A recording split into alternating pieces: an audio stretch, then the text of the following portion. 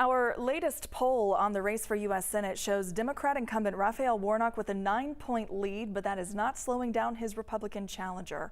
Herschel Walker was part of the lineup for a political action committee event at the Westin in Buckhead. It was a conference held under the title of Together for Truth.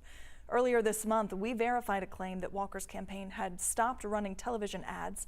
An updated check of 11 Alive's ads shows no ads running from the Walker campaign over the past 3 days, while the Warnock campaign has run 50 ads on our channel.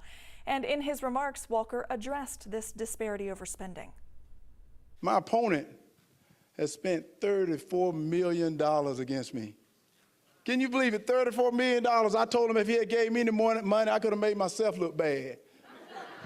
$34 million, and the race is still tied because people are tired of him.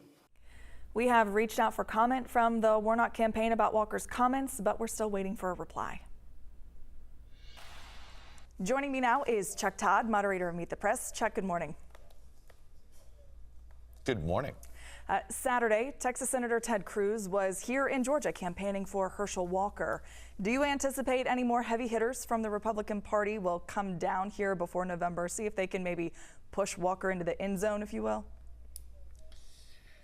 We'll see. I mean, I think that the question is how much. I mean, I definitely think there'll be some Trump-aligned Republicans that do what they can to help Herschel Walker. But the question I have is the establishment wing of the party that controls a lot more money right now for these races, are they going to be as gung-ho about helping Herschel Walker if he doesn't turn things around himself pretty soon? So, look, I do think you'll see a lot of surrogates for him try to come in because, you know, his campaign doesn't want to put him out there sometimes by himself, doesn't want to expose him to the press. So a lot of times campaigning with other sort of political celebrities, if you will, is seen as sort of a safer way to do public events if you're worried your candidate may say the wrong thing or may get tied up on an issue you don't want them tied up on. But look, I do think the Republicans I talk to, they grow more concerned about their chances in Georgia all the time. Speaking of the midterms, with less than 3 months to go, Biden made good on his campaign promise to cancel some student loans for borrowers, a move frowned upon by some Republicans, even some Democrats who wanted to see more relief. But they didn't really address the main issue, which is the cost of college. Do you think they missed the point by not focusing on lowering the cost of college? And could this backfire for Biden and Democrats come November?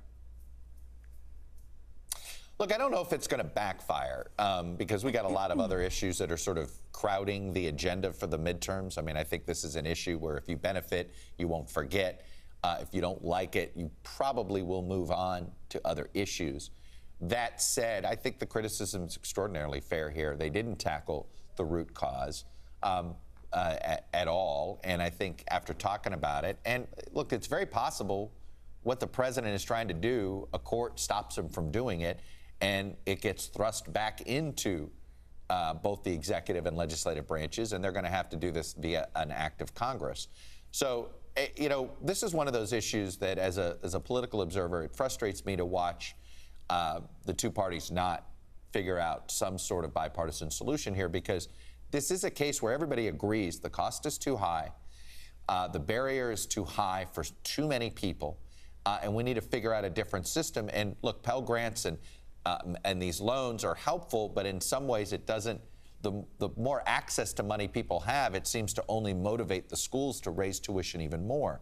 So, you know, we clearly have this sort of, we've not figured out how to incentivize and, if anything, punish universities that essentially overcharge for what they offer. So this is something that has to be solved in a bipartisan way, and the courts may end up forcing it. All right, it'll be interesting to see how it all plays out. Thank you, Chuck. Meet the Press airs at 10 right after 11 Alive Weekend Morning News.